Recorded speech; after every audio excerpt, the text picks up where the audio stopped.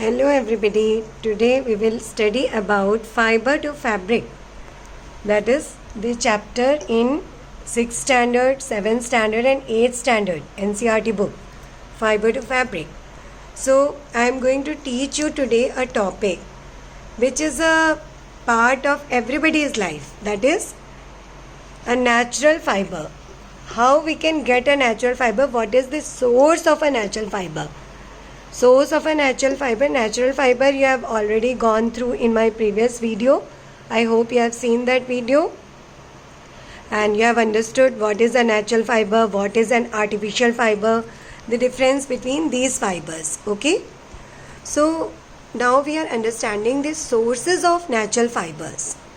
Sources of natural fibers, actually natural fibers part is being covered in 6th standard also. It's there in 7th standard also, and 8th standard it comes to synthetic fibers. So let's understand this sources of natural fibers. So basically, as you can see, I've written there are two sources, plants and animals. These are the two sources of natural fibers.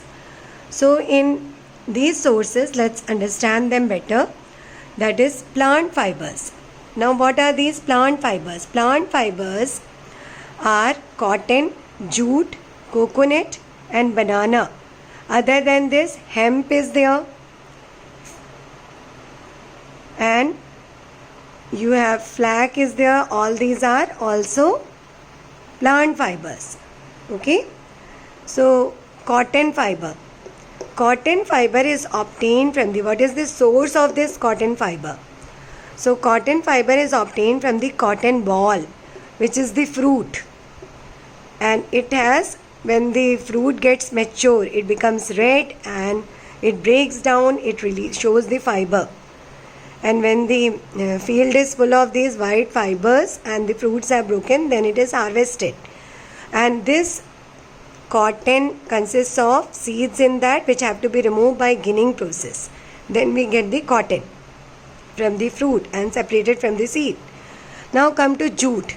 Jute fiber is obtained from the stem of the plant, and this jute fiber is obtained by the process of retting. That is, the stem of the plant is put in water, it rots and the bacteria act on the stem and the stem gets removed. That by this process of retting, the jute fiber is obtained. Same way, coconut fiber is obtained from the fruit. The cover of the coconut, you might have seen, it's so rough and hard. That is again put in water and retting process occurs and the coconut fiber is obtained, which is known as coir. Then banana fiber you may be hearing first time, I think. Banana fiber is actually taken out from the leaf of the plant. Nowadays, many of these plant fibers are used because they are very useful. You will understand the uses when we will know the differences between natural and synthetic fibers. Then you can understand why they are useful. So other than this, as I already told you, there are some other fibers also, like hemp is one fiber. Then there is a silk cotton which is obtained from a tree. So these are some fibers. So we can say that these are all different types of plant fibers. Now come to the animal fibers. Now what are these animal fibers? Animal fibers, like some of these, I think they are not clear to you.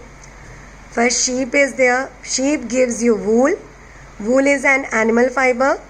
Silkworm gives you silk. So it is an animal fiber. Then you understand this. This is actually yak. Yak also gives, yak is found in the mountain regions. It also produces fiber that is available to you. Then camel. Camel is found in the desert region. This camel also provides you some fiber. So camel gives a very rough fiber and that is used for making tents. So camel fiber is also available. Similarly, goat also provides some fiber. So from the skin of these animals like sheep, from their skin, by the process of shearing, the wool is obtained. Silkworm actually produces silk in its cocoon. the yak skin, or again shearing process. By that yak wool is obtained. From the camel skin again the fiber is obtained, which is rough. Okay, so I hope you have understood what are the animal fibers.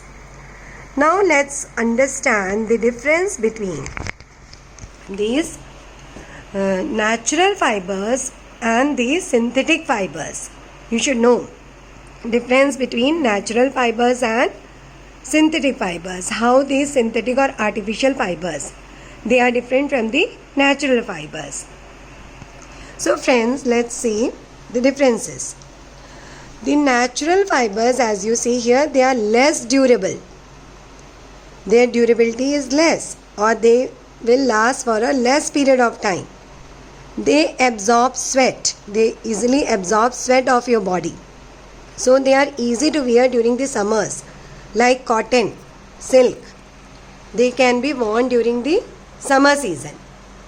Then these natural fibers, they need pressing.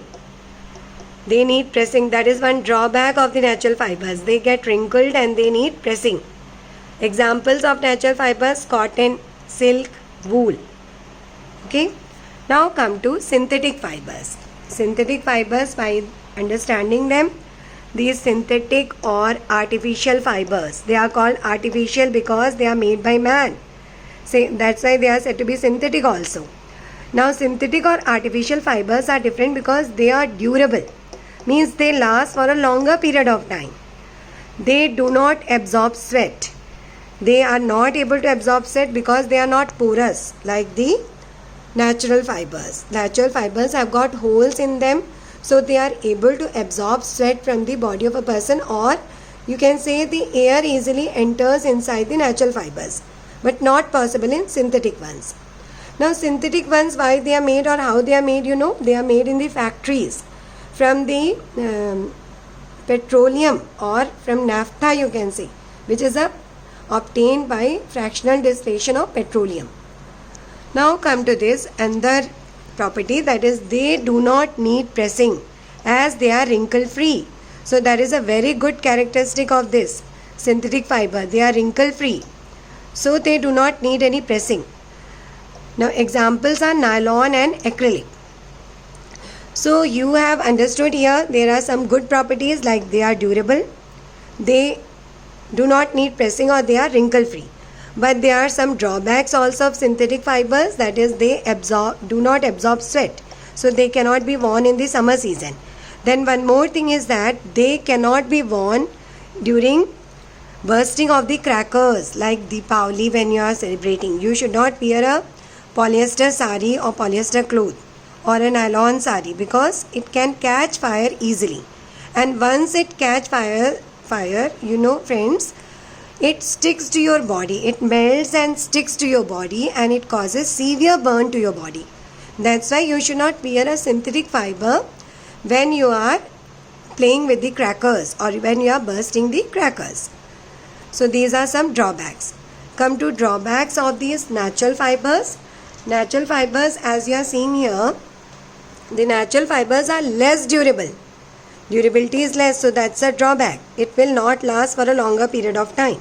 It cannot last for a number of years, maintaining its color, maintaining its brightness. Then it needs pressing. That is a drawback because it gets wrinkled easily. So it needs pressing. That is one drawback. And also one more thing friends, actually it is attacked by the pests very easily.